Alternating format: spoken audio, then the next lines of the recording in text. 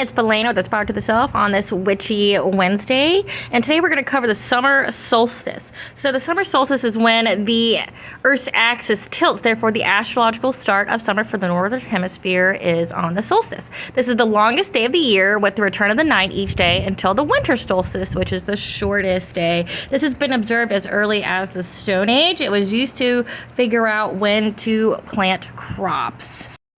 The word solstice comes from the Latin word solstitium, sol meaning sun, like the Viking goddess Sol is the goddess of the sun, and citium, which means still or stopped.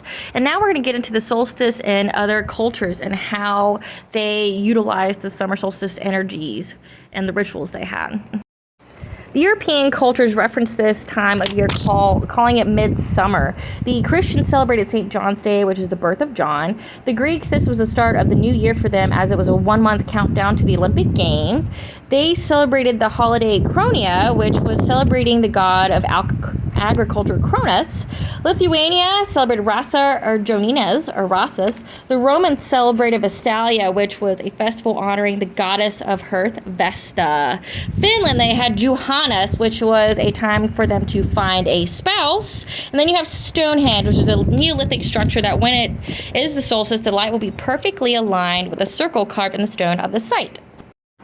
And we have the Egyptians who used the solstice to predict flooding as the river typically rose at this time. In Guatemala, they had the Mayan solstice, which used the temples of the moon and Grand Jaguar to showcase its light. Mexico, Chichen Itza, the pyramid El Castillo looks cut in half 2 times per year during the solstice, as it shows the serpent god Cucullan going down the pyramid. And then China, we have the Yin festival to celebrate the feminine force to Yang.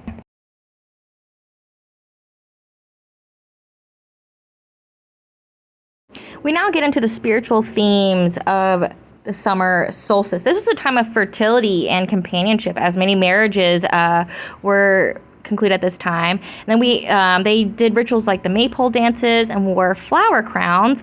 They believed that bonfires were to banish demons and evil spirits, and they collected the ashes at the end of the ritual. There's a lot of weddings and pregnancies during this time. The Vikings used it to discuss legal matters and to resolve disputes. St. John's wort was used to wear it to protect themselves from evil spirits. Again, St. John's holiday where he was birthed. At the end of the festival, they would keep the ashes until the next one in order to ward off misfortune, as well as to sprinkle it on their fields or their crops to ensure an abundant harvest. Litha, the pagan holiday. So this is the liminal time of year. It's a balance of day, night, water, fire, heaven, and earth. This is where the Oak King is at his highest strength.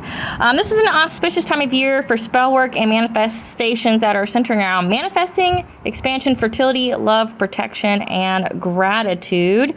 Remember, liminal time of years is when it's an in-between place, so a connection of heaven and earth. Colors associated with this holiday are light blue, red, green, white, as well as stones are carnelian, citrine, sunstone, of course, and herbs would be like lavender, rose, and rosemary. All right, guys, thank you for watching. Remember to like and subscribe. This is Belena with Aspire to the Self. Bye, guys.